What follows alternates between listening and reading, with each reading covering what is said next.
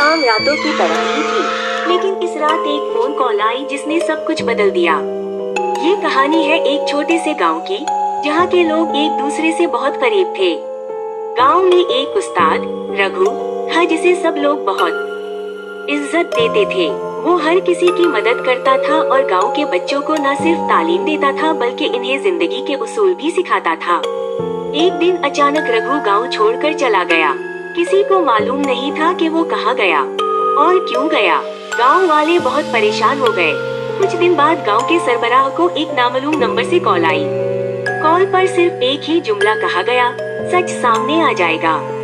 सरबराह और गांव वाले हैरान थे। वो समझ नहीं पा रहे थे कि ये कॉल किसने की और उसका मतलब क्या था। आहिस्ता आहिस्ता गांव में अजीब वाकयात होने लगे। लोगों का कहना था कि रघु की रूह वापस आ गई है और वो अपनी मौत का बदला लेना चाहती है। रघु की मौत की खबर जब गांव वालों को मिली तो सबका दिल टूट गया। लेकिन सच कुछ और ही था। रघु को किसी ने कत्ल नहीं किया था, उसने खुद अपनी जिंदगी का खात्मा किया था। लेकिन क्यों? रघु ने एक खुदकुशी का खत छोड़ा था जिसमें उसने बताया था कि वो एक बीमारी से लड़ रहा था और उसे लगा कि वो दूसरों के लिए बोझ बन जाएगा। इसने लिखा, मैं तुम सबको छोड़कर जा रहा हूँ, लेकिन मेरी रूह हमेशा तुम्हारे साथ रहेगी। मेरे जाने के बाद मेरे खानदान का ख्याल रखना।